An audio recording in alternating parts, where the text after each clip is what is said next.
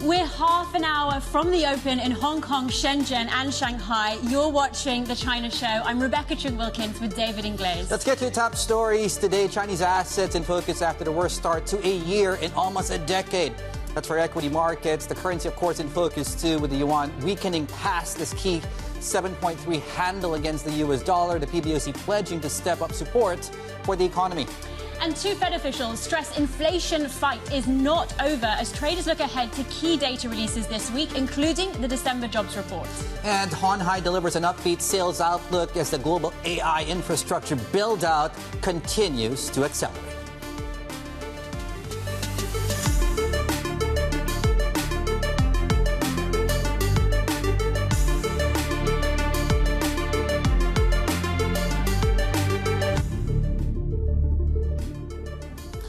Welcome to the show. Hope you're all well. A fresh start, question mark, as we approach the Monday session. We are, of course, on a three-day decline as far as equities go, particularly the onshore. We'll talk more about that in a moment. Generally speaking, though, we had this rally on Wall Street, and as you can see, we're picking up a little bit across most equity markets. Japan, though, is going the opposite way. That's a different story with yields and the 10-year hitting the highest here since 2011. Hon Hai is coming online 3%. We talked about that in our headlines. That's lifting what you're seeing on the TAIEX index here.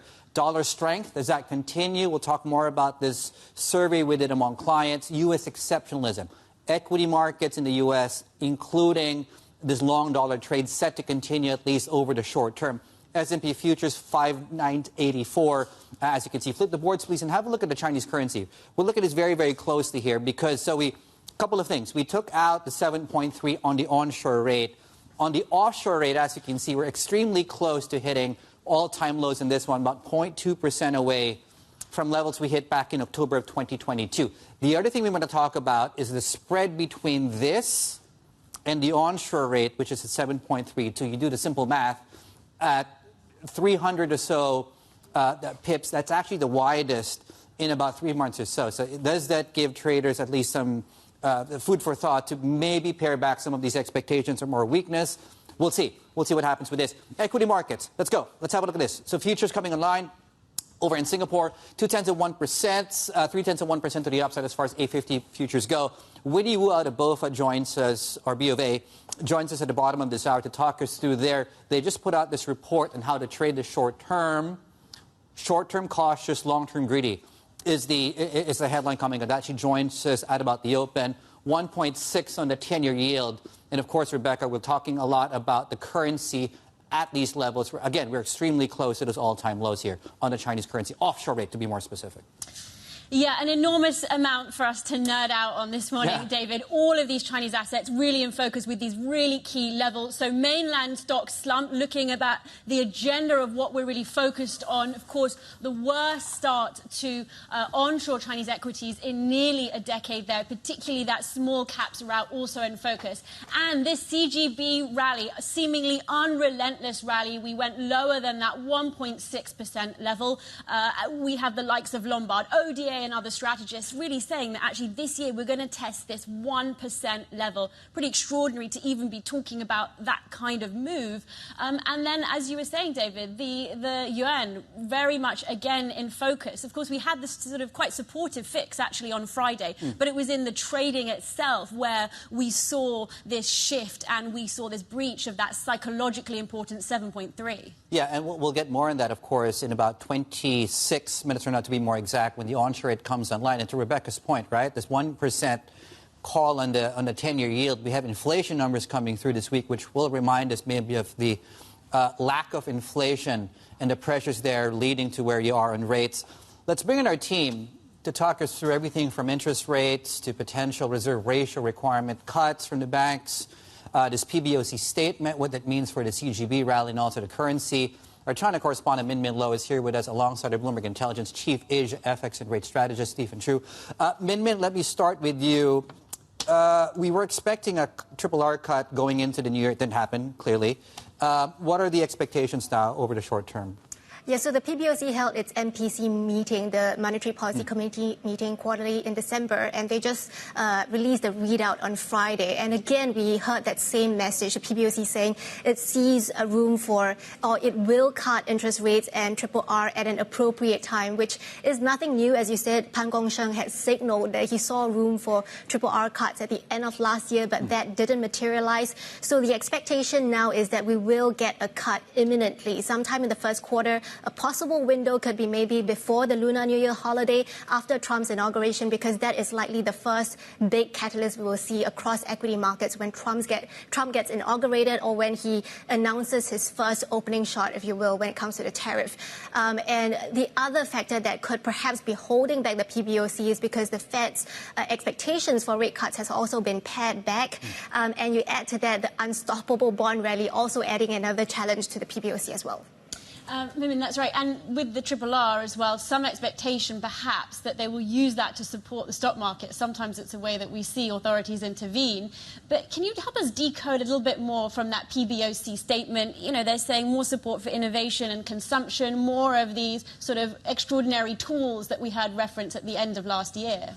Yeah, so the PBOC, as I said, we have seen the yuan really breaking below that psychological level. And beyond the yuan, what the PBOC really need to focus on is also boosting the domestic economy. So it has pledged to provide more support to, for example, the consumption sectors, to the tech sectors.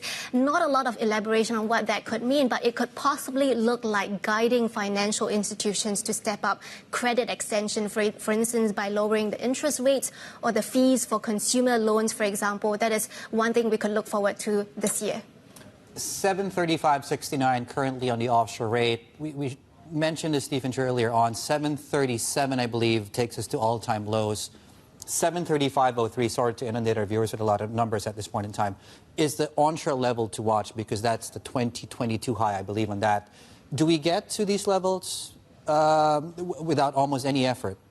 I think so. Like, it's still January. Like, when we look at it, basically, it's very hard for them to defend 7.2, because if you look at the basket, which is what matters now, especially this year, before last time, during the last trade war, it's US-China. So dollar yuan might be the focus. But this time, President Trump basically has promised to do a comprehensive tariff, meaning that the competitiveness of the yuan against its trade partners, actually China's largest trade partners are the ASEAN, the Eurozone, so the euro matters, the other currency matters.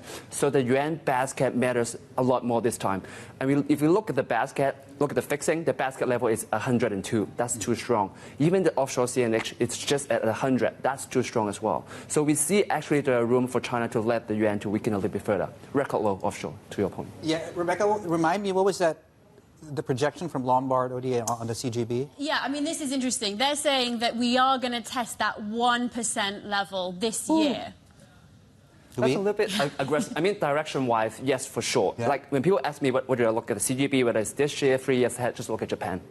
So a flatter curve, lower rate will be the fate of CGB going forward. But for now, like 1% is really aggressive. I'm sure PBOC will do something, intervention, verbal intervention, actual intervention to slow that drop, but direction will be there.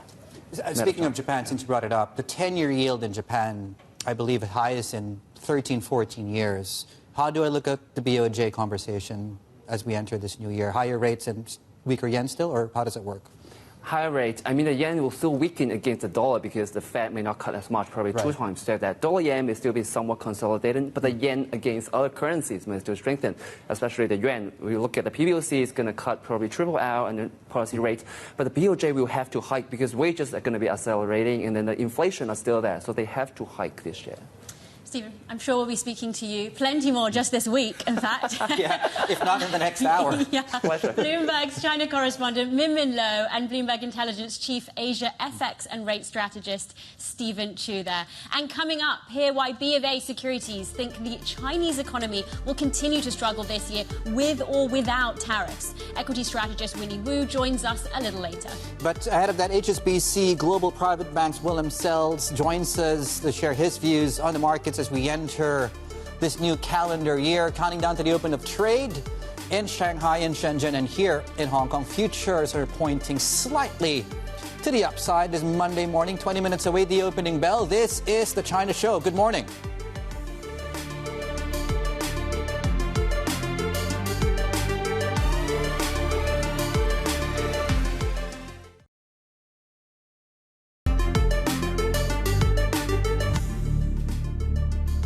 I would not want to see further slowing in the labor market. So while we do absolutely have to continue to get inflation down to our 2% target, we have to be resolute about that. We have to do it in a thoughtful manner so that we can also support the full employment. Obviously, our job is not done. We're not at 2% yet. So we're definitely aiming still to get there, and we know the job is not done. The FOMC has recalibrated the Fed funds rate down 100 basis points to 4.3%. Inflation's not yet back at target, so we still have more work to do, but we don't think we need to be nearly as restrictive as we once were to finish that job. Some Fed officials there stressing that the inflation fight has not yet been won. And here's what we're watching in terms of data elsewhere this week. US data, of course, still going to be in focus. We're expecting those on Friday. Those US December non-farm payrolls, expecting a bit of moderation as we've seen, but still a pretty firm jobs market. We've got a slew of data coming in from Asia and China too. Of course, today, the Tyson Composite and Services PMI, David, wondering whether or not that matches up with some of the official data that has already come in, as well as a CPI coming from the Philippines and Australia Tuesday through Wednesday. Yep, and to top things off, as Rebecca was pointing out, and we were just talking about the Fed there, right? So the consensus is they've cut so far 100 basis points. They'll probably, based on current forecasts, sit on the January meeting and will effectively get a confirmation of the jobs report coming Friday of still modest, if not moderate, job growth in the U.S. following really exceptional 2022-2023 monthly averages as well. Yeah. Yeah, I think talking about that exceptional 2024 that we saw in U.S. markets, let's bring in Willem Sels, Global CEO of HSBC, Global Private Banking and Wealth. I mean, thank you so much for joining us. Let's kick off with the U.S. We are about to enter this period of uncertainty. We're expecting the U.S. to formulate policy over, let's say, the next 3 to 6 months. How are you advising clients to play this period, and where are the winners? Well, we have to start with the fundamentals, and the fundamentals is that the U.S. is growing at a very decent clip in terms of economic growth, and if anything, the policy is going to, stimulate that further. And earnings as well, are supposed to accelerate up to 15% by the end of the year, and also broaden between sectors. And so that's the first kind of thing that we are telling clients is, look at where, that earnings growth is going to come. Yes, of course, IT is going to continue to print strong earnings growth, but the 493 forgotten companies outside of the Mac 7, those ones are supposed to accelerate. The earnings bar for Q4 for those companies is very low. Markets are only expecting 3.5% earnings growth there year over year. So I think they can exceed that, and that is going to trigger, a positive attitude there, especially if there is then pro-growth stimulus. Yeah, and I'm wondering what the role of China in your portfolio is, and while you perhaps mull on that, let me just mention here for our viewers here, the PBOC is out with a fix today, 718.76. You do the math with the 730.57 handle. That's 100, almost 1,200 pips stronger than estimates, which is slightly less than the 1,300 pips we've gotten spread over the last 2 days or so. Separately, Min Lo, our China correspondent, just laid out the PBOC statement from the MPC meeting which took place. We now have the Financial News, which is the PBOC-backed newspaper, which effectively means if you see it there, they're probably going to do it, that they are showing resolution to stabilize this currency, and they're laying out they have ample tools to deal with the weakness we are seeing in the currency. Markets are responding, some strength coming through in the currency right now. Willem, let me bring in on the China conversation here. Is this a good indication of the equity markets, the weakness in the currency? Can I tie those two things together? So I think on the Chinese question, where it actually fits in the portfolio, for us it's a neutral allocation currently, in spite of the very low valuations, because we are waiting for a trigger for that value to be unlocked.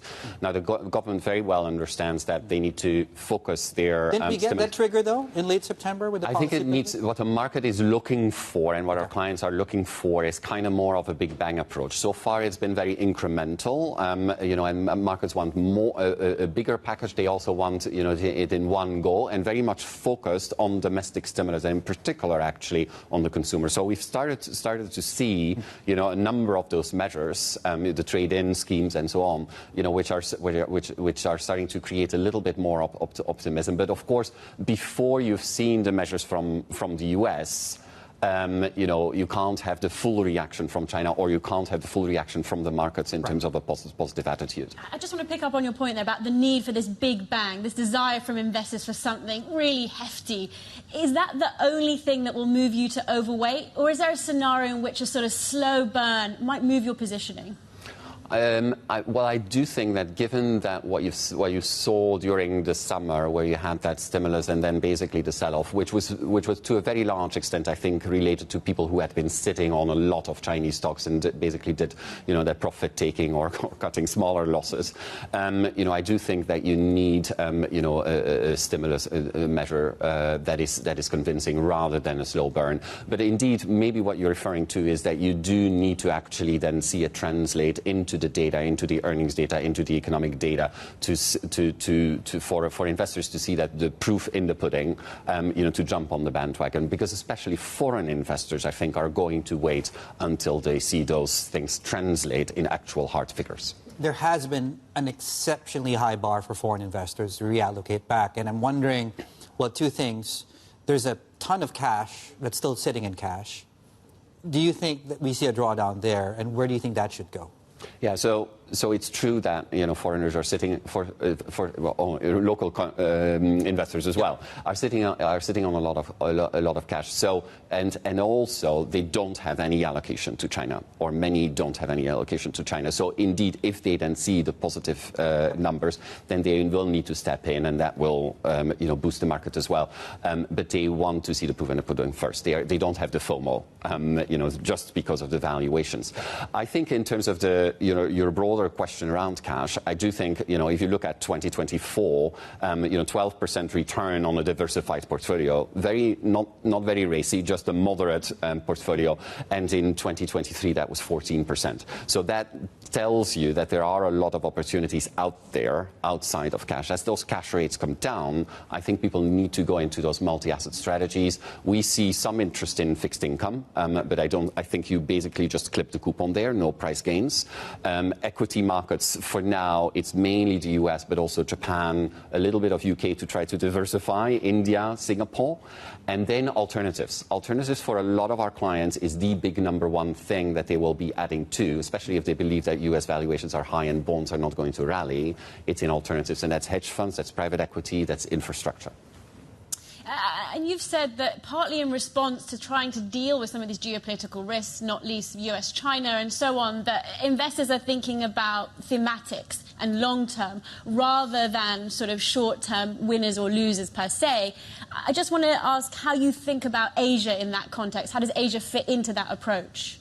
So, from an Asian perspective, it's interesting that this region is obviously extremely diversified, and clearly people here know that, but in the West, people need to understand that, Japan, India, China. Very, very clear different drivers, very uncorrelated, which actually makes quite a big attraction of the region to make an allocation to that, because it already immediately diversifies you. For example, if you don't get the timing right between India and China, quite often actually people go from one into the other, so you get that pair trade. So you don't need to try to time it if you allocate to all three regions. I do think that in Japan you continue to see that mild reacceleration. They're out of the deflation stage. I think that you're going to get enough wage growth again to give consumers more spending power and companies more pricing power. We've talked about China. India obviously is a very longer term, very positive story. I'm telling clients not to worry too much about the weakness in the recent data that you have seen. You'll get more stimulus for the sort of not necessarily the high tech, but the mid tech type manufacturing, and also that formal employment that is being accelerated, that is going to create more tax revenue, more visibility, and also obviously stimulate that economy as well. Just to pick up, final question for you on alternatives, for example. A lot of people have been calling for, there's a bubble in private credit, what have you. how do I need to be thinking about risks in terms of allocating to private markets this time around? What are the potential red flags?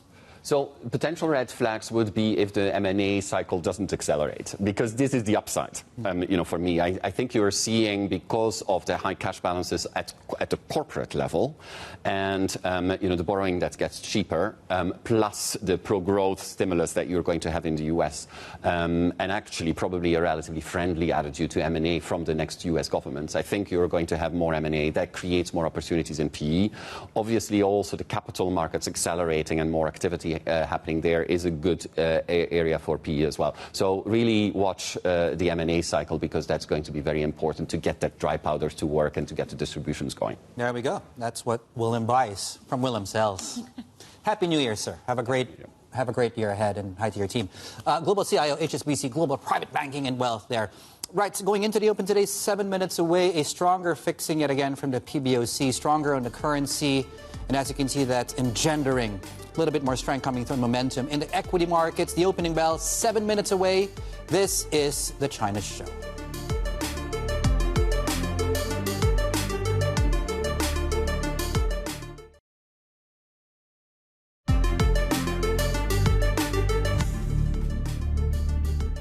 Direction. We are taking a look at how we are poised to open, and it looks like we are poised to open higher. Very interesting, given some of that weakness that we saw coming into the start of this year. The Hang Seng up high in pre-market trading, of course, in around just over around 0.5% there.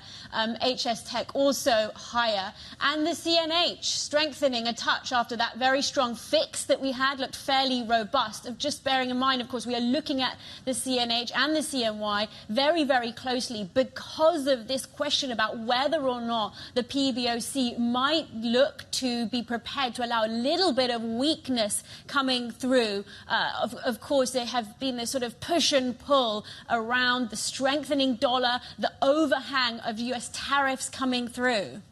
We do have just some breaking news right now, and we promise you we'll get you more details on this. So the Globe is reporting, that Justin Trudeau is likely to resign before the National Caucus meeting. That's what we have so far. Not much as far as market reaction goes. Not that there were a lot of proxies, of course, this part of the world. But, yeah, we'll keep on top of the story for you guys.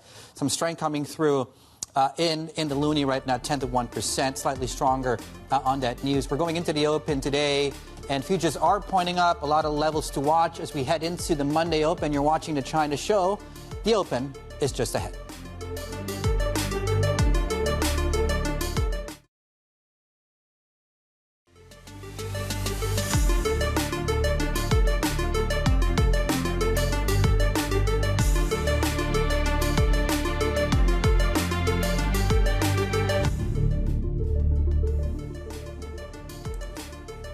Welcome back. You're watching the China Show, and we are counting down to the open of markets here, David.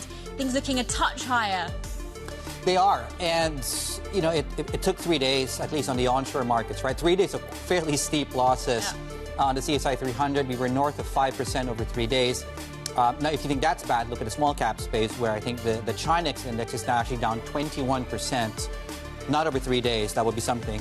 21% from the peak that we hit back in late September. But the question is, is the low in, is the floor in, or are we going to start testing, or do we need to start talking about testing lows that we hit pre-policy pivot? It doesn't seem to be the case, although technicals do suggest that there is a lot of momentum to the downside.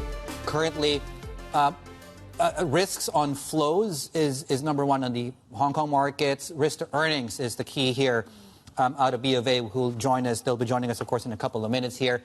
So a couple of levels to watch. In fact, on the CSI 300, we were going to show you a chart a couple of minutes ago, and I think our producers might be able to get that up after we go through the opening boards here on the level to watch in the CSI 300, because we are testing the low end of the post-policy pivot range, which was the intraday low October 18. There we go, 37.65.16 is a level to watch on the CSI 300. As you can see, we're moving against that currently. The big story, though, apart from the equity markets, obviously, is what's happening in the currency markets, where you do have, as you flip the boards, open in Hong Kong, and you'll get a sense of where you are in the exchange rates. And as Rebecca was pointing out, we are nerding out on many things beyond the exchange rate, the spread between, the direction of travel, the variance as far as the fix goes from the estimates, which was at 1,300 pips still on that. So the spread between the two, dollar onshore, dollar offshore, is about 3 percentage points, give or take. Not 3 percentage points, yeah, but it's widest in about 3 months or so. So we're within half of 1% of an all-time low on the offshore rate. The onshore level to watch is bottom of your screens. We did get a stronger fixing coming through from the PBOC earlier on, which is managing to at least ring-fence some of the speculation out there. We'll see how long that lasts. And as we promised you, thank you so much for our fantastic producers. Here is that level to watch on the CSI 300s. It's a candle. It's the intraday low, which we hit back in October 18. We almost hit that level on Friday, when we'll see, of course, where this goes. But I guess let's put that question to Winnie Wu, who joins us right now, China equity strategist at BOFA Securities. Is the derating over, or do we need a fresh conversation around whether the worst is in fact already in the price? I would say that we've probably seen the worst in terms of the flow position selling on the China market. A year ago, I think, it was easy to make money elsewhere, right? Long AI, short China, long Japan, long India, short China. Now, these pair trade look less obvious or maybe too crowded. A year ago, I think investors had much more concern about, how important is the economic growth and the stock market to the Chinese policymakers, right? Do they care? Do they, prioritize those? But I think over the past few months, at least people understand that Chinese policymakers do care, and they try to respond to market demand. So I would say the worst of the derating fear is probably over. However, having said that, MSCI China current PE multiple is around 10 times. CSI 300 is around 13 times. Could they see a 10-15% correction? I think it is possible, given that we are facing a lot of uncertainty in terms of geopolitical tensions in the coming couple of months. And also domestically, the policy details of the policy stimulus, especially on the fiscal side, on consumption side, is still yet to be seen. And for the policy to making impact on the GDP and earnings, there will be quarters of delay. So in between, investor might still get disappointed. So I would say the worst is over, but it doesn't mean market will only go up from here. I want to ask you and follow up a little bit on that point about stimulus and what's really needed. We had Willem, Sels earlier talking about that investors really want to see big bang stimulus. So I want to ask, what does strong stimulus constitute for you? What is actually required to start seeing a turnaround? Yeah, sure. So, a few ways to look at it. First, the next couple of months, important thing to see is we need to see credit growth accelerate. Right? Throughout 2024, we see total social credit growth or loan growth decelerating sequentially. That need to turn. Whether it's reflected in better mortgage demand or better corporate capex investment or private sector taking drawdown credit, increasing credit growth will be a sign of economic activities re-expanding rather than, the fear of balance sheet recession. But also from a top-down budgeting fiscal policy perspective, I think people clearly want to see more fiscal stimulus, right? Currently, investors are expecting this year's budget deficit to be closer to 4%. And in terms of the incremental new credit this year versus last year, we think new credit need to be 6-7 trillion more in terms of the new money being spent. In terms of areas of focus, in September, October, we got some property-related easing and more of the new urban redevelopment project announced. The NPC also announced the resolving the debt swap program to resolve the local government hidden debt. What's missing now is the consumption stimulus, right? Last year, we had some trading program that helped the durables, EVs, but I think people want more, something that can have a more lasting impact. So hopefully more effort to support jobs, to support new births. Those are more important. I want to pick up on that because that's interesting. We've been trying to figure out what the best leading indicator is of the equity markets. In fact, that's, part of your first paragraph in your report, which came out today. The pickup in credit growth. How long typically is it between, say, a pickup in credit growth? And I would imagine that's not a 1 month data point. And the sustained rally. Is that a few months away? Is that 6 months? How does that look like?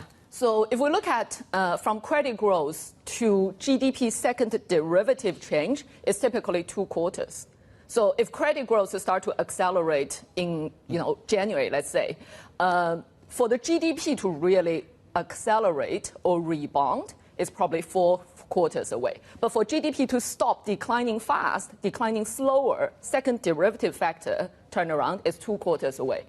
Market leads fundamental, right? Market is typically in between. So from credit acceleration to more sustained market rebound, I would say it's probably around 2-3 quarters. So if we can see a more sustained pickup in credit growth, I would think by second half this year, China market should have more sustained rally in anticipation of GDP and earnings turnaround in 2026. That really robust pickup in credit, can we actually see that without a far more concentrated effort on the consumption side? Because there's been a lot of discussion about needing to increase those credit numbers, but the problem has been we just don't see it in fundamental demand. Yeah, I mean, I think you are right because, historically, the key demand or borrowers of credit, right, is the SOEs, it's the POEs, it's the government and the household sector. In the past few years of the property market decline, we already see the build-up of advanced manufacturing sectors to the extent that there's overcapacity pressure, there's deflationary pressure, there's a lot of tensions regarding China's trade surplus. So by now, purely investing more on the corporate side, on the capex side, is probably not going to be good enough to drive the continued growth, the acceleration, to drive the turnaround in credit growth. We really need the private sector, especially the household side, to pick up. So, something more focused on to help the household, to help with jobs. So in the report, one of the proposals, we mentioned is something like a subsidy for private employers. I mean, Hong Kong and Singapore government actually did that during COVID lockdown. So for private employers, if you hire a person or especially recent college graduate, you get 1,000 RMB per month, let's say, to subsidize for your salary.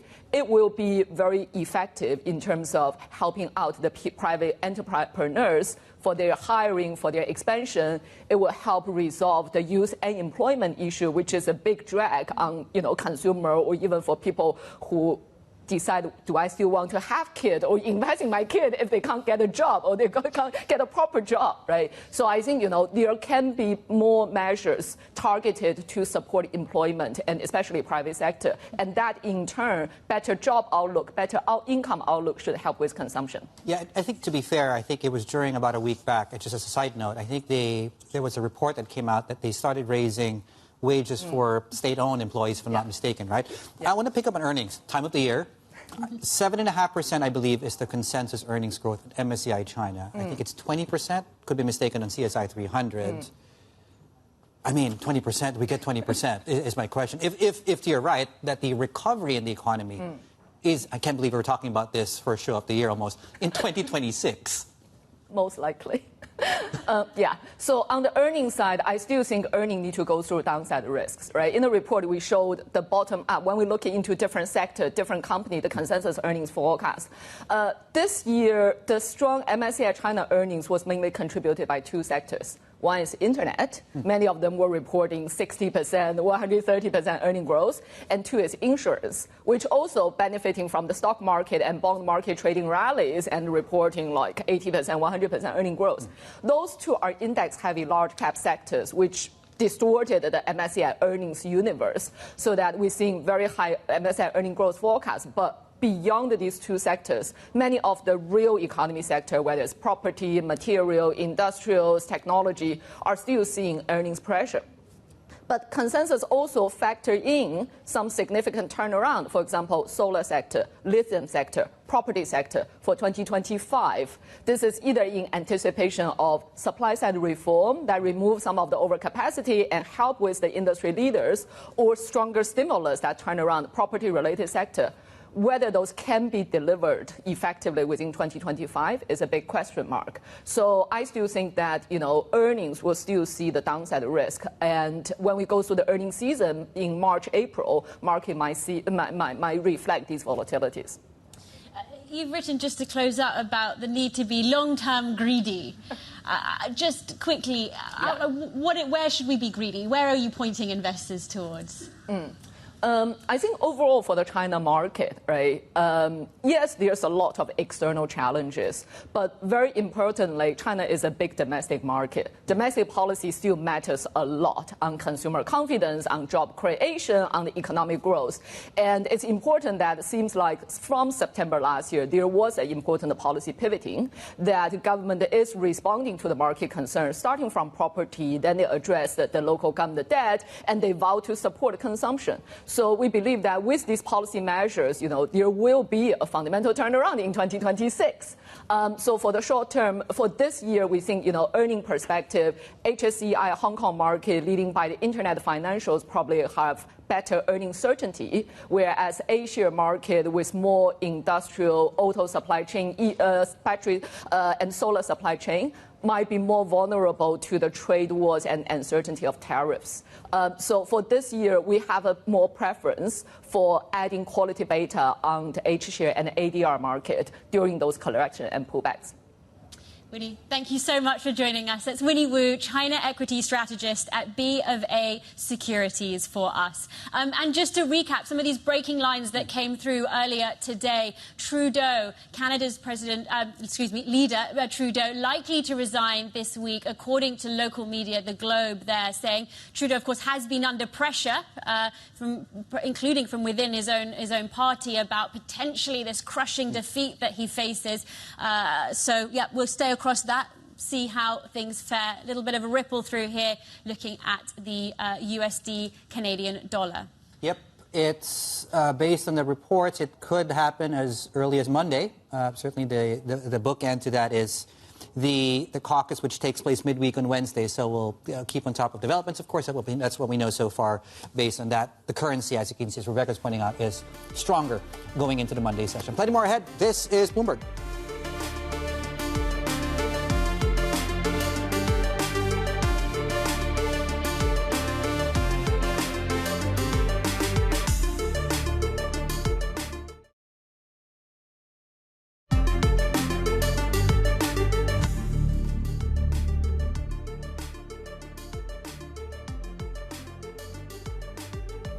Right, early Monday, there's an early winner across these markets. It's in Taiwan. Hon Hai is up 2.2, and as you can see, that's doing enough and of course the proxies to that trade doing enough to lift the overall benchmark up 2% in Taiwan.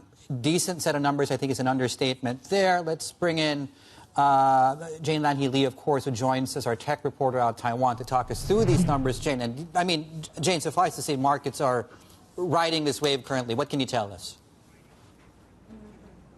Right. Well, the fourth quarter earnings for sales, for Hon Hai were much better than expected. The market had expected sort of a 13% growth, while the company delivered about 15% growth. It was a little bit surprising for me because these are monthly numbers that come out, monthly sales numbers, and for October and November, those monthly numbers were sort of a single-digit rise. So there was some question as to whether or not, with those, less spectacular numbers in the previous months, whether it would be able to even meet the quarterly outlook. But then for December, it had above 40% growth year on year. The AI, it just shows that the AI infrastructure build out is still continuing, although everybody's watching to see how long it'll last. Bloomberg Asia technology reporter Jane Lan-Hee Lee there in Taipei. Now, here's a look at some of the other earnings releases to monitor this week. Samsung will probably report a rise in fourth quarter operating profit on Wednesday. That's on the back of AI-related demand for memory chips. Elsewhere, Uniqlo parent Fast Retailing may see operating profit growth soften as warmer temperatures affect sales. And 7-Eleven chain operator 7&I could also report a double-digit decline in third quarter operating profit this week. The consensus is that growth in its superstore operations was offset by profit slipping across other segments. Okay, some breaking numbers coming through. The Taishin numbers, composite, these are PMIs for December. Composite 51.4, pulled back from the 52.3 handle.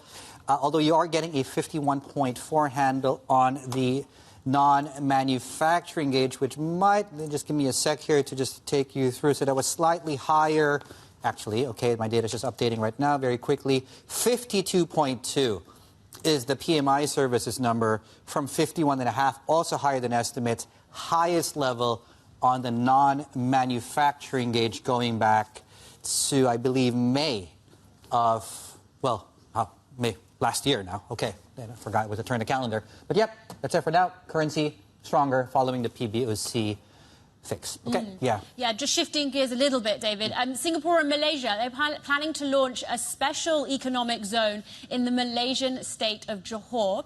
Newspaper The Edge has reported that the neighbours could sign an agreement as soon as Monday. Bloomberg's Avril Hong has been looking at the project's promises and its challenges. Singapore and Malaysia are separated by just a short stretch of water. Now the neighbours are hoping to further bridge that gap by creating an economic hub.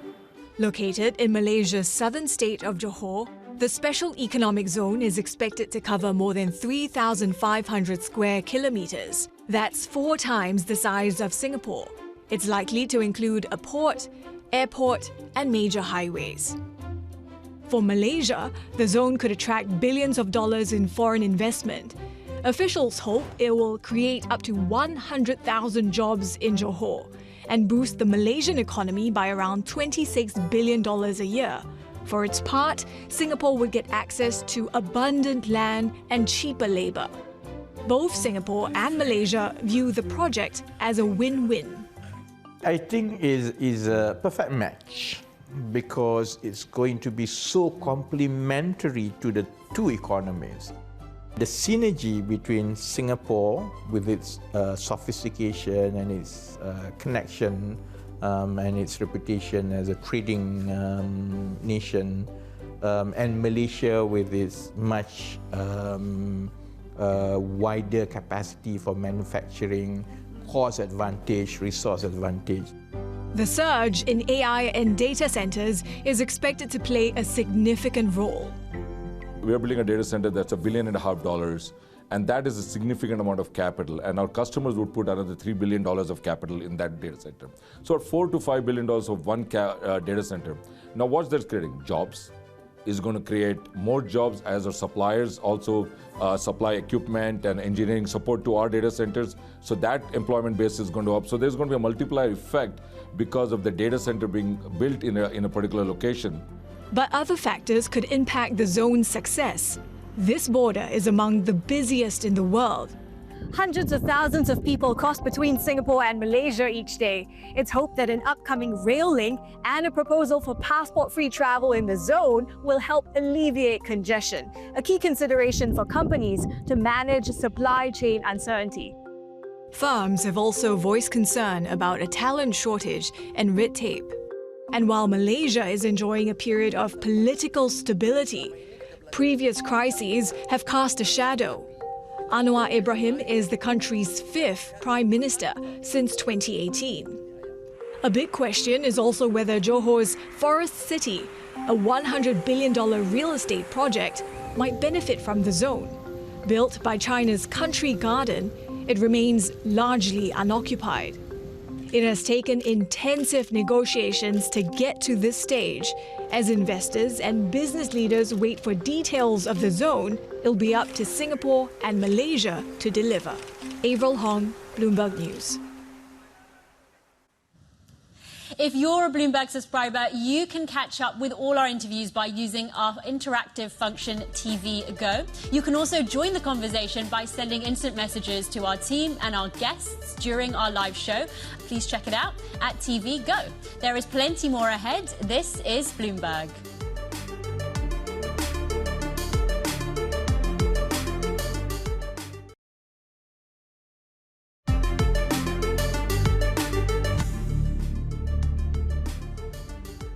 Here are some of the stories we are following today. The Biden administration has asked the Supreme Court to reject President-elect Donald Trump's request to delay a U.S. ban for TikTok. And the Justice Department argues that TikTok has not demonstrated it can prevail in its case to justify a pause. The Supreme Court will hear the case on Friday with oral arguments pitting national security concerns against free speech rights. And U.S. President-elect Donald Trump has been ordered to appear for sentencing on Friday in his hush money criminal case. That's after a Manhattan judge denied his request to throw out the conviction on presidential immunity grounds, stating that no such immunity exists for a president-elect.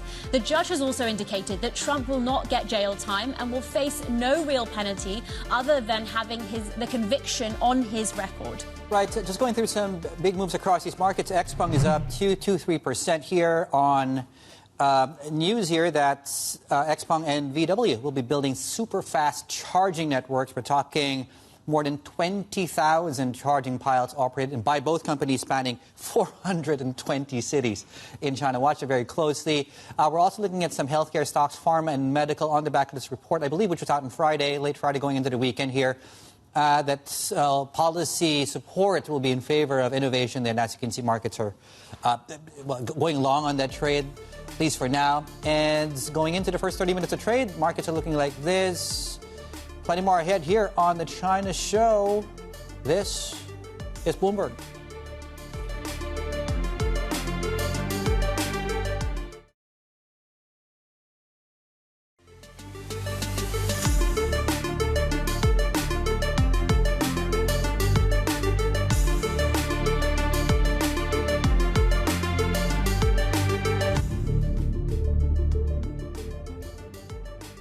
Good morning. Welcome back. You're watching the China Show. We're entering the second hour here. It's Monday. It's a fresh trading week. It's a fresh trading year. So I would imagine many of you, more than usual, are joining us out of the gyms this morning. Keep it up. No one wants to see your gym selfie, FYI. We're near session lows in the CSI 300 here, 0.6%. You know what? At these levels, we're actually 13 to 15 points below the low, the intraday low we hit back on October 18. The reason that's important is that represented the lower end of the post-policy pivot range. And we'll see how we end the day. But certainly there is a lot of weakness, Bell, here coming through across these markets. Yeah, we could talk about sort of new year, new you, but in most cases, yes. Maybe not the case with Chinese equities, because it's actually been not the greatest start to the year. But let's have a think about what is standing out today, and that's definitely what's coming through in the tech space so far, because we're half an hour into the session, 90 minutes into trading for Japan, coming into its 2025 start, and it's really that tech story that's standing out. Of course, these are the Taiwanese names. We did have Hon Hai posting fourth quarter sales that beat estimates. So it's that strong AI demand, and again, Same story. It's same story. And that's really been the story of a couple of years now, but a lot of different analysts will talk to you. Yes, that AI demand is strong, and people still aren't prepared to walk away from it just yet. No. There's a great piece, by the way, out of our Bloomberg intelligence folks here. Gina Maron-Adams, of course, and her team have put out a fantastic comprehensive piece really looking at the S&P 500 and whether the broadening out of the rally will and can continue. There are risks involved currently, given market concentration and what have you. Anyway, I won't take away the thunder, and that's partly because I haven't read through the whole piece. You can read about that, of course, on your Bloomberg terminals for you. While you look at broader markets and how we're doing, and speaking of, we are tracking most of the gains we had in Wall Street. Just to mention that Vietnam comes online and the GDP numbers are out, fourth quarter, 7.55% year on year, above the estimates of 6.7%. So apart from the weakness we're seeing in Japan, most of Asia, led by, as Bell was pointing out, Taiwan, leading these gains. Separately, though, the Japanese 10-year yield, as you can see, at 113, which is a level we last saw actually back in 2011. Right, let's zero in on one of the big market stories in China today and so far this year, and, you know, very small sample size there. The Chinese currency has been very much under pressure. The PBOC came in, stepped in rather, I wouldn't say very, very forcefully, but stepped in quite firmly here to support the currency with a fixing, which was, again, quite a variance from the estimates. We're getting a lot of strength coming through in the currency following days of weakness. Still 735, though, on the offshore rate. Let's bring in min low our China correspondent, to talk us through everything we've seen so far from the PBOC, including, of course, the meeting they just held. Yes, the MPC meeting, they did pledge to keep that currency stable, and it's really this tug of war between the FX traders and the PBOC, right? Because we did see implied vol, for instance, starting to tick up. Turnover volume, especially in the option space, last Friday was surging, and you saw that Yuan really hitting below or above that psychological 7.3 level, but I mean, it's clear that there is a lot of depreciation pressure on the yuan. The question is when, but there really isn't any reason for the PBOC to weaken the yuan fix until the next big catalyst, which is when Trump comes into power or when he announces his first big opening shot when it comes to the tariff policy, which will likely cause this knee-jerk reaction across equity markets. So perhaps the PBOC is still reserving a little bit of dry power for that. Plus, you got the Fed paring back its rate cut expectations. You got to think about the capital flight pressures on the yuan if the PBOC cuts rate or if it devalue the yuan. And plus, we had Stephen Chu earlier saying that yes, the yuan is in fact relatively stronger compared to other Asian currencies, for example. But keep in mind that last year, China's trade surplus was at a record high, so it doesn't exactly need to depreciate the yuan to enhance the competitiveness of its export. It really needs to focus on bolstering its domestic economy here. I mean, there's sort of reasons for both camps. You know, there's reasons for them to wait. There's reasons for them to act now. Yeah. What are the expectations then, and what are economists saying, for instance? Yeah. So I also want to point out what was said at the MPC meeting, because the PBOC again reiterated that they are going to cut the RRR and interest rates at an appropriate time. Of course, we were expecting some sort of cut at the end of last year that didn't materialize. So the expectation is that we could get a cut in the first quarter of this year. A possible window is before or around the Lunar New Year period, after Trump gets inaugurated, for example. And the PBOC also pledged more support for tech and consumer sectors. And this could perhaps look like guiding financial institutions to step up credit line to these sectors, maybe lowering the fees and the interest rates for consumer loans, for example.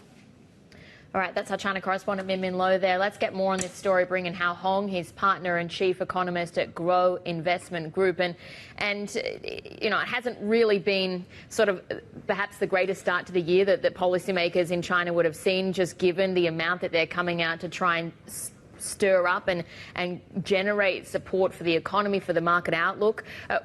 What are you making of 2025 so far? Yeah, well, we have one of the worst starts of the year since 2016. Right? So I think, you know, people are starting to realize that, you know, between now and the Chinese New Year, probably there's a vacuum of policy. Right, so they're probably not going to come out with, you know, a stronger stimulus policy just before the Chinese New Year. So maybe we you know, the central bank is going to do some OMO, open market operation, to inject some liquidity for the Chinese New Year, because, you know, that's a period where you need intense liquidity injection. You know, because during the Chinese New Year, you know, people give out red packets and all that, and it tends to be in cash. Right, so it's a season that requires quite a bit of liquidity in the system. But other than that, you know, people were thinking, you know, they'll wait until the twin session in March to see more details on the policy before they're ready to make another move on the market. Yeah, you know, if Hao Hong, if we look at history, any potential liquidity injection before the Lunar New Year will likely spur even a short-term rally.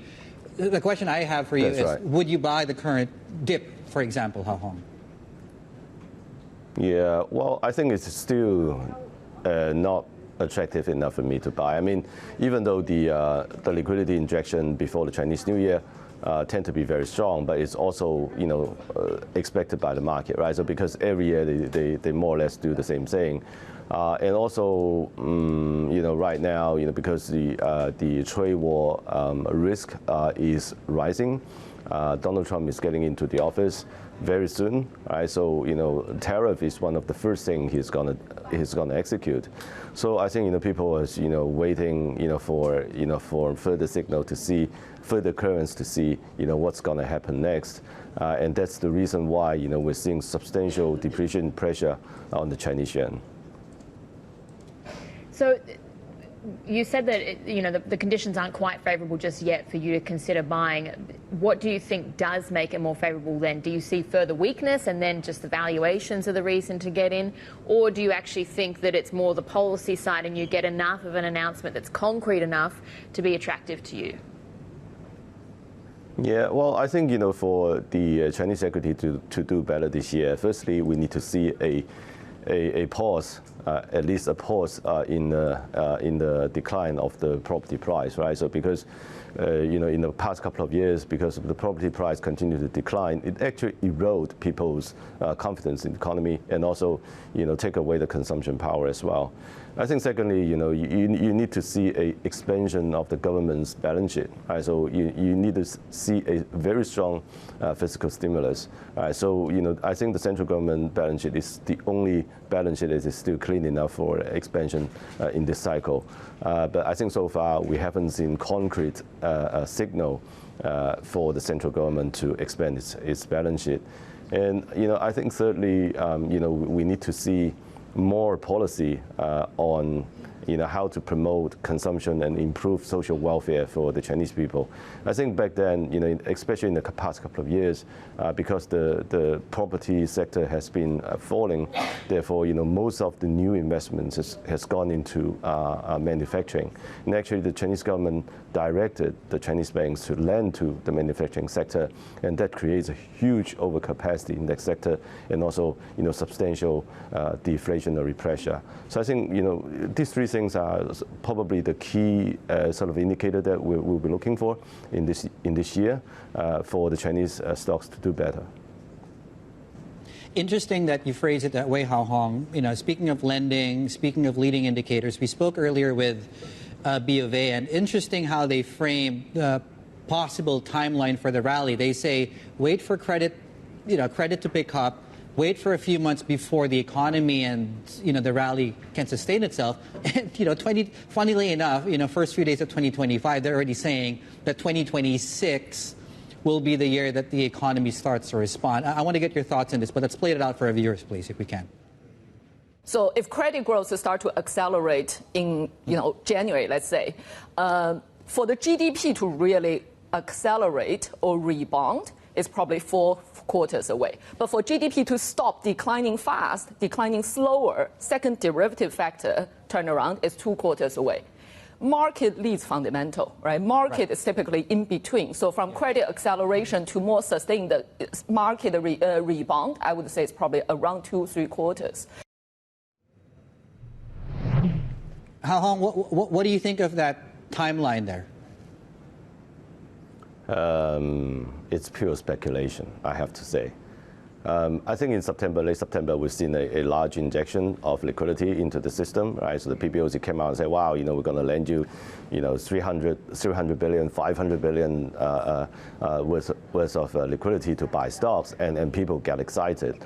And the market rallied for 2 weeks and taper off, and then and we've been falling since then. So I would say that liquidity is important. The Chinese market is always very responsive to changing liquidity condition, but then at the same time, one has to realize that at this moment, there's more than enough liquidity in the system, right? So if you look at the short-term Chinese Treasury, now it's approaching 1%, right? So the 10-year Chinese Treasury is making his historic low, and it's actually lower than the Japanese JGB. So it's telling you that there's plenty of liquidity slushing around in the system. Because even though the central bank has been printing money, but I think people because of the lack of confidence, people are somehow reluctant to reinvest those liquidity into production, and that is the reason why we actually have excess liquidity. If you look at the Chinese household, the bank deposit has increased from 10 trillion yuan to 15, 16 trillion yuan, maybe even more, right? Much of this money is looking for a home, and that's the reason why you have abundant liquidity and also a suppression of the Chinese bond yield in the market. That's sort of the problem. I mean, it's the perception. People need to feel confident to borrow. They need to feel confident to invest. you're in Shanghai right now. I'm wondering what the sense is that you're getting on the ground when you're talking to people there, because I think it's also just interesting the timing. We are just a couple of weeks out now from the Lunar New Year break. People are still kind of in that wind down phase as well. Yeah, I think, traditionally during this time of the year, people will be, packing up, getting ready to go home. Surprisingly, this year, we're still seeing, plenty of activities going on, right? So, for example, just now the Caixin PMI, is showing, a substantial expansion, and it's actually higher than expected. Construction industry is still going on, right? So that is telling you that, people somehow, for some reason, people are working, into the Chinese New Year, which is traditionally a quiet period. It's good for the Chinese economy, right? So, because normally, in January and February, you look at the economy, people basically stop everything and go home for the Chinese New Year and reunite with their family. It's the biggest holiday in the Chinese calendar, but I think this year is very different, and it's producing some sort of a seasonality in the economic number.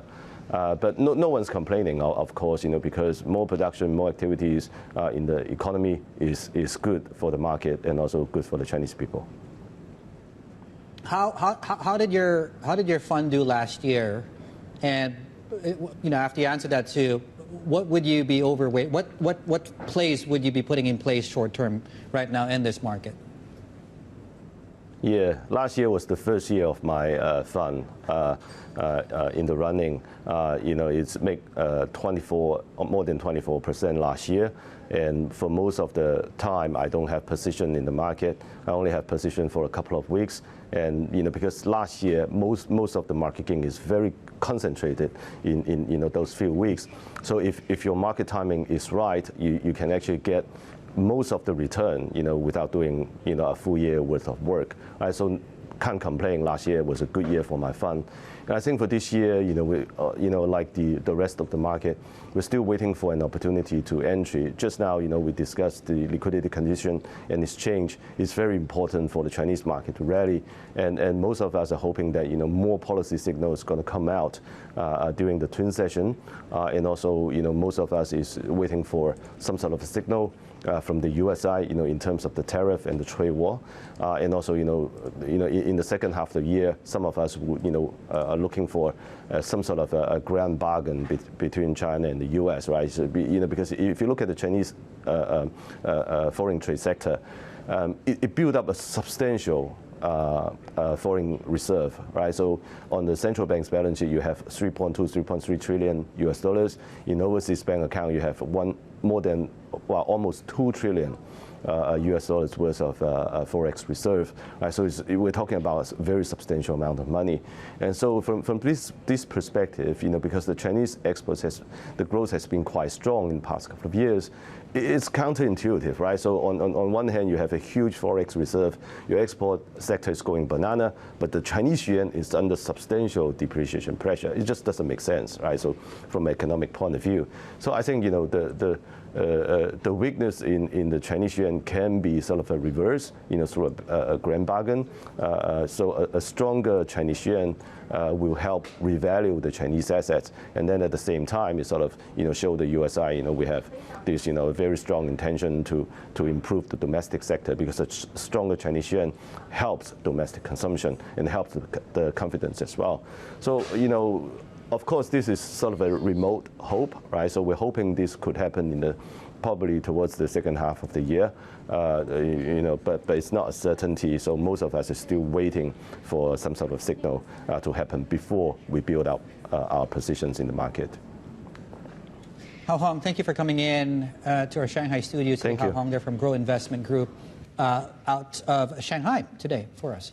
Right, just ahead here on the China Show, Nippon Steel planning to challenge President Biden's order to block its bid to take over U.S. Steel. We'll look at whether the deal has any hope of a revival, plus, of course, the latest out of Canada. Just ahead as well, this is Bloomberg.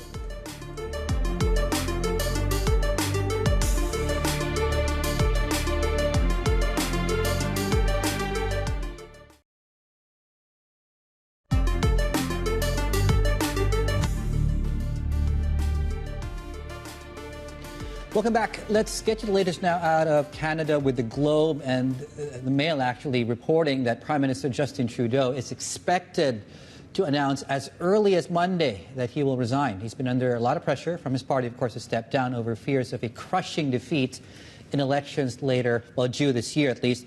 Let's bring in Thomas Seel, our Vancouver bureau chief, with us right now, late Sunday. Well, thanks for staying up for us. Number one, quite a week ahead. Just take us through what the likelihoods are. Hi, yeah, so it's not a huge surprise that this could be happening this week, that Trudeau could be announcing his departure. He's been under mounting pressure for a lot of the last 12 months. The polls, the opinion polls have turned pretty decisively against him, and he's been unable to reverse them, and he's now about 20 points behind his main rival. And he faces an election due at the latest by October this year. And so voices in his own party have been calling for him to step down. That got very dramatic last month in December when his deputy, his longtime trusted deputy, Chrystia Freeland, resigned, his finance minister, the day she was supposed to be making a financial update for the country. So that really set things into high gear and has really made things quite urgent. And then at the same time, you've got Donald Trump wins the US election, the biggest trading partner for Canada by a long margin, has started threatening 25% tariffs and mocking Mr. Trudeau in social media posts, just kind of putting a lot of pressure on the government and on Mr. Trudeau. Trudeau has been really largely silent since his deputy's resignation. He told people we understand he'd be reflecting over the holidays, the Christmas holidays here in Canada. Those are now over. And it's kind of back to school. And so, yeah, the Globe and Mail newspaper here is reporting that he could announce his plans to step down as soon as tomorrow. So how much is this a function, do you think, of, well, the timing of it, I mean, and the pressure that he's under? How much is that a function of President Trump going back into the White House? I know you mentioned that tariffs risk. Is that sort of the sort of chief concern around how Canada manages its relationship with the US?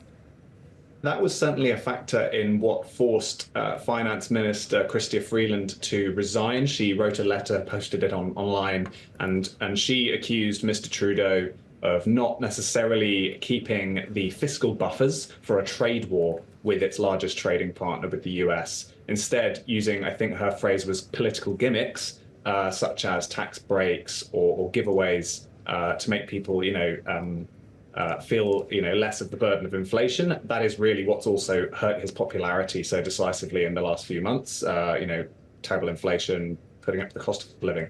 So I think Trump looms large in this discussion, and whoever replaces Trudeau in the short term and then after the national election, that's going to be absolutely number one priority, is dealing with President Trump. That was our Bloomberg Vancouver bureau chief, Thomas Seel. Thanks so much for joining us. And we'll take a look as well at some of the other global stories that we're tracking this morning. Well, the Biden administration has asked the Supreme Court to reject President-elect Donald Trump's request to delay a US ban for TikTok. The Justice Department argues that TikTok hasn't demonstrated it can prevail in its case to justify a pause. The Supreme Court will hear the case on Friday, with oral arguments pitting national security concerns against free speech rights. US President-elect Donald Trump has been ordered to appear for sentencing on Friday in his hush money criminal case.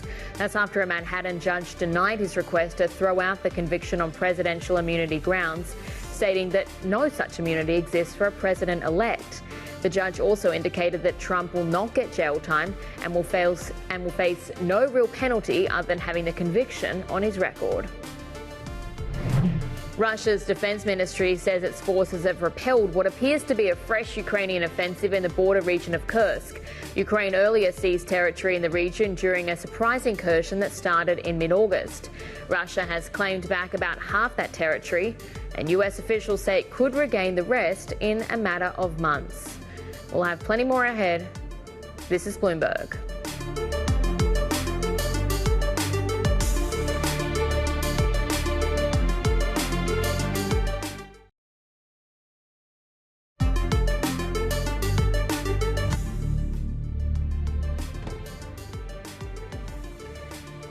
Taking a look at some of the movers in the session so far today, this is actually off the back of not a great news story, but essentially we're seeing more influenza cases in China. They're continuing to rise. A lot of those, according to local media, are related to the influenza A strain. And off the back, you're seeing gains in some of these flu-linked stocks, Dave. Limit up in some cases there on that report. The other group of movers we're tracking here as well. Interesting how Jefferies phrased their commentary around this. Shoot first, ask questions next. In terms of alcohol and booze-related stocks here, markets will adopt that approach because of the declines across global liquor stocks. That's really on the back of, if you missed it, the U.S. cancer warning, of course, around the link between alcohol consumption and heightened cancer risk, which frankly is fairly obvious. But in any case, of course, just watch it very, very closely. Am I speculating? Anyway, I'm not the doctor here. Just look at that report. I would clarify that one. Yeah. The fairly obvious link. Anyway, they're down.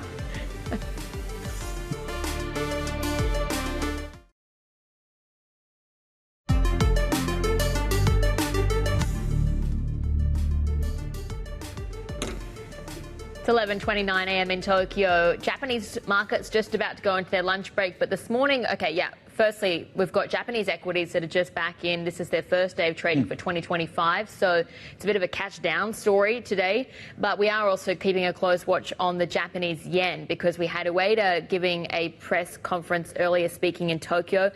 I'm not going to say he said anything particularly new. He just said that they're going to be raising when the conditions are right. And wages are sort of one of the key sticking points. They've got to see that wage growth being sustained, the increase in salaries, but it did put the yen under a little bit of pressure.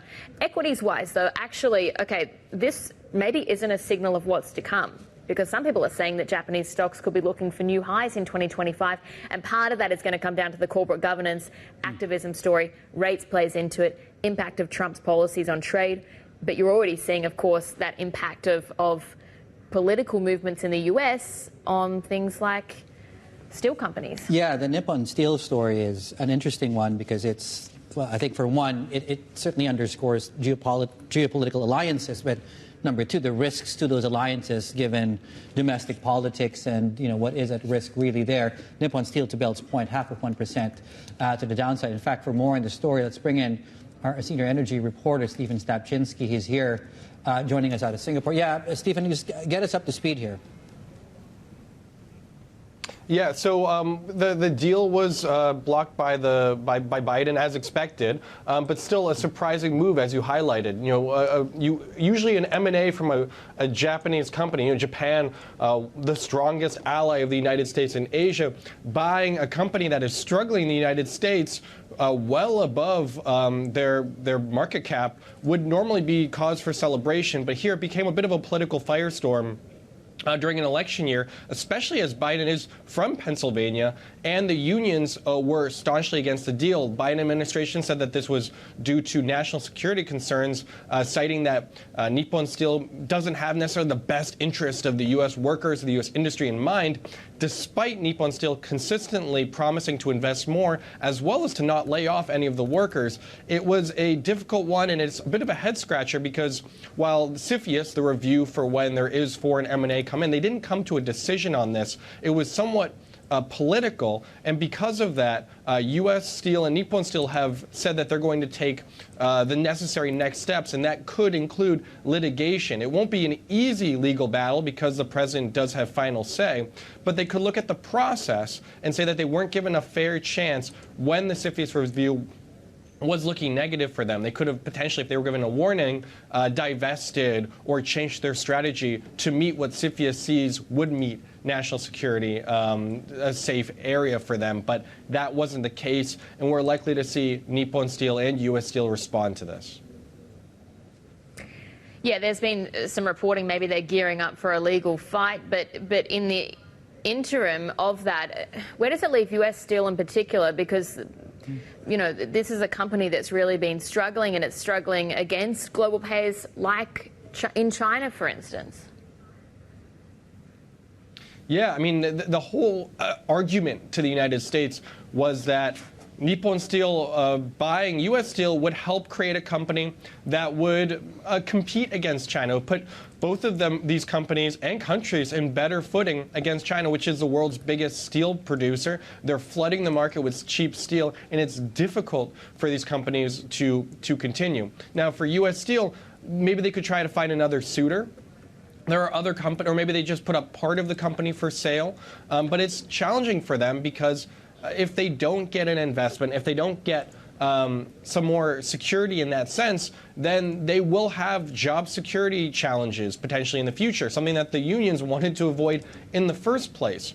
So now they're in a really difficult spot because they have to find a new potential investor, a new way to retrofit their facilities to compete in a world that has really stiff competition. That idea of a Japanese company teaming up with a US company to counter the weight and the heft of Chinese companies, that sort of argument, do you think that will stand up if they do proceed to a court fight? But also, do you think it stands up and maybe they can get a different response from President Trump back in the White House? You know, I think one interesting thing isn't so much to play for Nippon Steel and U.S. Steel and the Japanese government, isn't necessarily to play the China card. They tried that and it didn't work. Trump opposed the deal, Biden opposed the deal. Potentially, maybe another way is to appeal to Trump's love of money. Just say, look, this is a $14 billion investment. We could invest more. They've said that before. But Trump has famously said that he will welcome big investment and cut down the red tape if you're investing over $1 billion. This is $14 billion.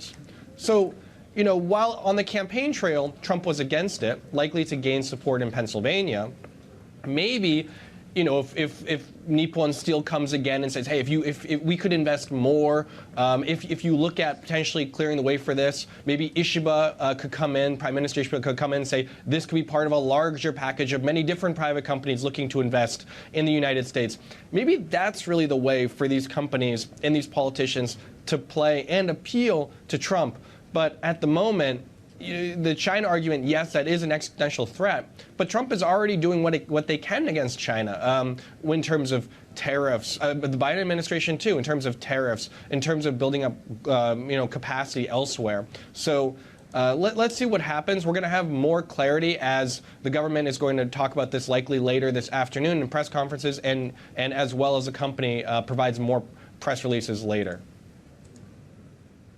All right, well, Steve, money's the biggest motivator. That was our senior energy reporter, Stephen Stapczynski there. Thanks so much for joining us. And the United Steelworkers Union's international president says President Biden's decision to block the Nippon Steel takeover is the right move. David McCall told us it's about protecting U.S. jobs and security. U.S. Steel is a profitable and viable company. The CEO of the company, when the CFIUS committee first put out some concerns and what the risks were in the merger, decided he'd start making some threats about shutting down facilities, particularly in the Mon Valley here in western Pennsylvania. Right here in this facility, and these facilities here in western Pennsylvania, we make the most high-quality hot bands in the steel industry and at the cheapest price. So it's just an irresponsible threat that he makes. And of course, it scares our members. It scared a lot of political leaders as well. But as I said, U.S. Steel is a viable and ongoing concern. So you have had no conversations today with any of your members who are worried? I've had lots of conversations with our members today, but none of them have raised an issue about being concerned about their jobs being lost because this merger has been rejected by the president. I mean, for a year now, the CFIUS committee has reviewed what the real risks are. They've spent a lot of time with the companies, both U.S. Steel and Nippon, letting them go back and forth, trying to mitigate the issue. The fact is that Nippon's plan was to eventually shut down virgin blast furnace-made steel in this country and move it to a new 3 million tons down in Arkansas in electric arc furnaces. That jeopardizes our jobs, but more importantly, it jeopardizes national security in that much of the steel that's needed for infrastructure and for critical supply chains can't be made in EAFs. It has to be made in blast furnaces. I am curious, David, as to what you're preparing for now. Nippon Steel has made it clear that they plan to challenge it. Kind of interesting, though, that they're not necessarily going directly after the Biden administration itself, but rather really trying to sort of, I guess, maybe pick away at the contours of the CFIUS process itself, which I guess gives it credence heading into a new administration with a whole new group of people that may view this deal differently. Are you prepared for that? Well, I'm not prepared for it because I don't think there's any appeal from what the president's decision is. When CFIUS isn't able to reach a consensus, it's up to the president. The president has rejected it. But in terms of the next administration, President Trump has said on multiple occasions that he recognizes as well that the merger would be at risk for national security issues. So he's been publicly open about that on several occasions. And as far as I know, there's nothing that's changed his mind to that. And that was David McCall there, the president of United Steelworkers, speaking, of course, with our colleagues in the U.S. Just ahead here on shows, we're looking at shares of Hon Hai. We're up 2% in the Taiwan session. Revenue growth beating expectations. Strong AI demand continues to be a driver there for the company. We'll get more on the numbers and, more importantly, outlook. Just ahead, this is Bloomberg.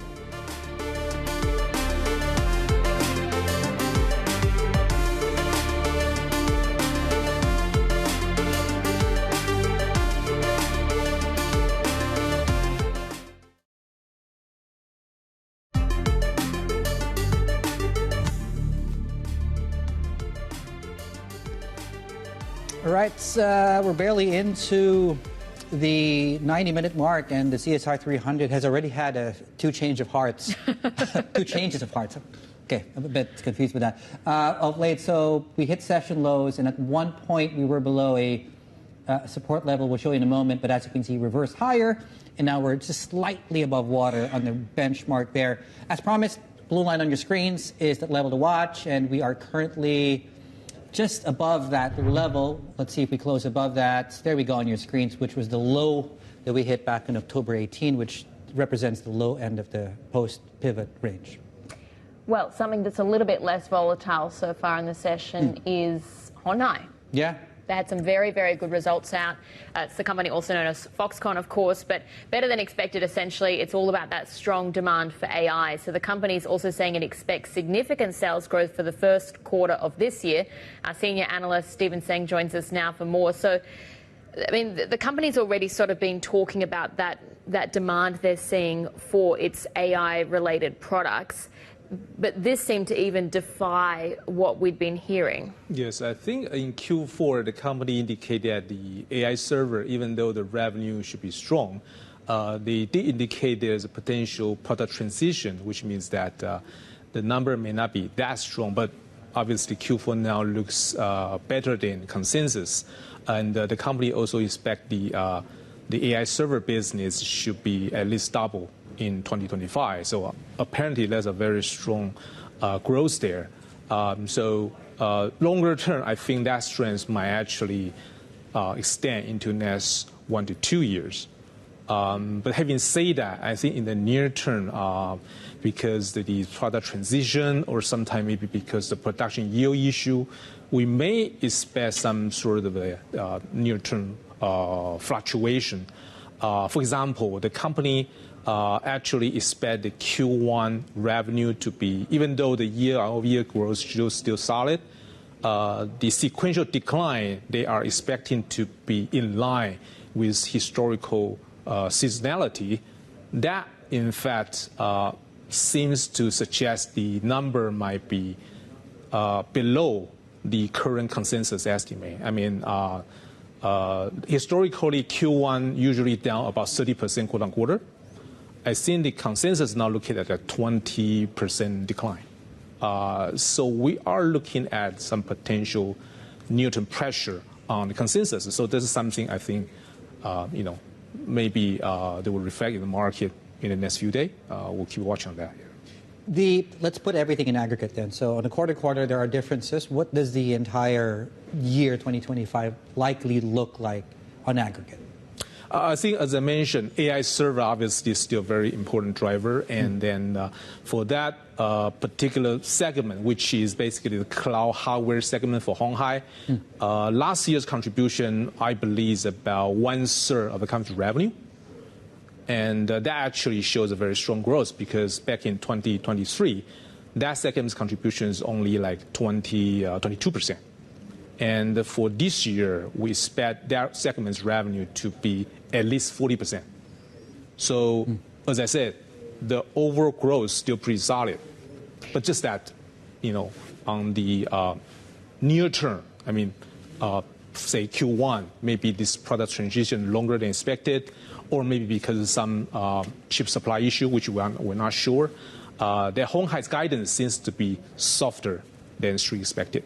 I mean, these are products that obviously have higher margins and lots of growth. But what about what was sort of the bread and butter for Hon Hai, which was the iPhone assembly component? How's that looking?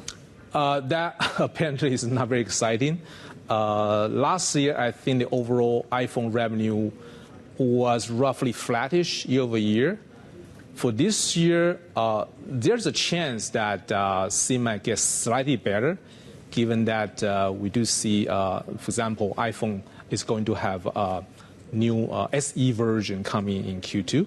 So that might help the near-term sentiment. But overall, I think the bigger issue is about whether the iPhone 17 in second half will bring something new to the table. I think maybe it's a hardware upgrade or maybe it's the better feature related to AI, I mean Apple intelligence. That is something that would have to keep monitoring. But in general, given the low base last year, we do expect this year they may do slightly better. Having said that, from Hon Hai's perspective, I think the cloud hardware or AI server will remain the brighter spot for 2025. Stephen Chen, thank you so much. Our senior analyst there out of Bloomberg Intelligence. We'll talk more, of course, on just one of the other things that Stephen alluded to there, of course, the Microsoft and the AI story in a moment. But speaking of, you can check out more on this theme and read all about it this morning. Our interview, of course, with the co-founder of OpenAI. We talked ChatGPT. We talked Elon Musk in his most wide-ranging interview, of course, as head. You can check that interview out on the terminal if you're a subscriber, of course, or also on Bloomberg.com. But the Microsoft one is the story that you mentioned, and more details on that one. It's actually planning to spend $80 billion this year building data centers, with over half of that projected spending to be in the US. Cloud infrastructure providers such as Microsoft and Amazon have been racing to expand computing capacity by constructing new data centers. Microsoft spent over $50 billion on CapEx in the last fiscal year. Italy is in advanced talks with SpaceX for a 5-year contract to provide secure telecommunications for the government. Sources say the $1.6 billion deal is aimed at supplying Italy with top-level encryption for telephone and internet services. But the plan's opposed by some Italian officials concerned about the impact on local carriers. Shares of Getty Images rose sharply on Friday after Bloomberg reported that it's exploring a combination with rival Shutterstock. Sources say Getty has been weighing how to structure a deal that would bring together two of the world's biggest providers of licensed visual content in the US. The merger deliberations come as AI upends the content creation business. Right, let's pivot and talk about this joint project between Singapore and Malaysia. They're planning to launch a special economic zone in the Malaysian state of Johor. Now, the newspaper The Edge, they've reported that the neighbors could sign an agreement as soon as Monday. Our colleague Gabriel Hong has been looking at the project's promises and also its challenges. Singapore and Malaysia are separated by just a short stretch of water. Now, the neighbors are hoping to further bridge that gap by creating an economic hub. Located in Malaysia's southern state of Johor, the Special Economic Zone is expected to cover more than 3,500 square kilometers. That's 4 times the size of Singapore. It's likely to include a port, airport, and major highways. For Malaysia, the zone could attract billions of dollars in foreign investment. Officials hope it will create up to 100,000 jobs in Johor and boost the Malaysian economy by around $26 billion a year. For its part, Singapore would get access to abundant land and cheaper labor. Both Singapore and Malaysia view the project as a win-win. I think is a perfect match because it's going to be so complementary to the two economies. The synergy between Singapore with its sophistication and its connection and its reputation as a trading nation, and Malaysia with its much wider capacity for manufacturing, cost advantage, resource advantage. The surge in AI and data centers is expected to play a significant role. We are building a data center that's $1.5 billion, and that is a significant amount of capital. And our customers would put another $3 billion of capital in that data center.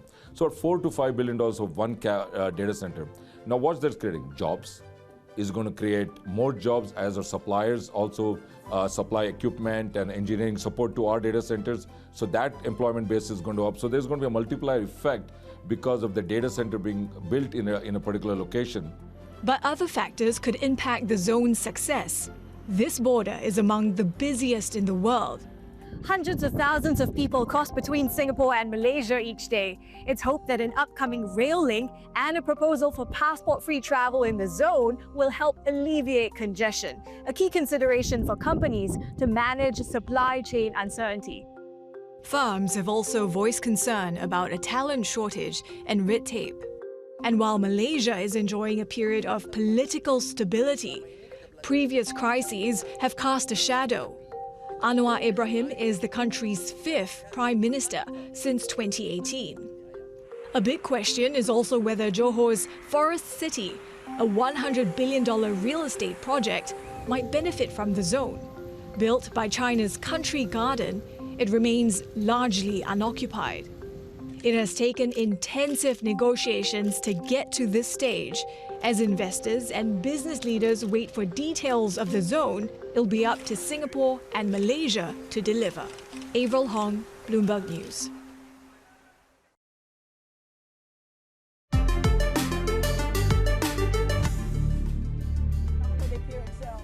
Welcome back. Here's a look at some top headlines in Chinese state media, the PBOC-backed financial news, and we're looking at monetary policy here. Talking about monetary policy meetings showing that the strong resolve to stabilize the currency.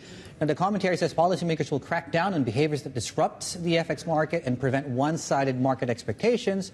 It says the central bank has the tools and also the experience to keep the exchange rate stable.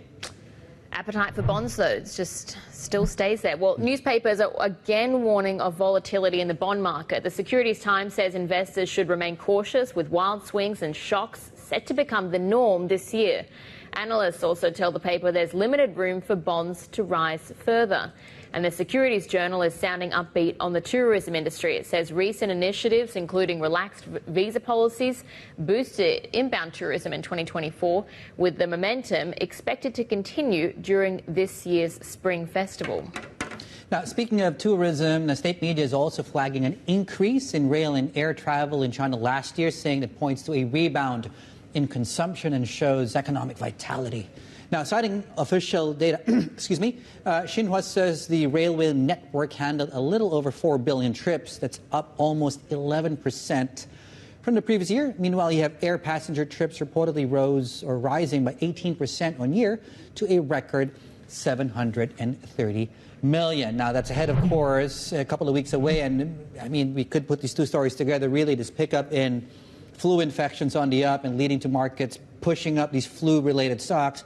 It's important to underscore, though, these are known cases. 99% of cases, according to Xinhua, are influenza A, as far as that story is concerned. Well, it's the question, if you've got the flu, are you staying home or are you getting the flu because you're travelling more? So difficult to know whether it's going to dent tourism demand this Lunar New Year holiday if that influenza outbreak does sustain. But some of the stocks are tracking here.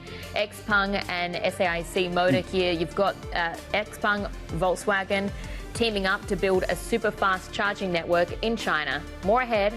This is Bloomberg.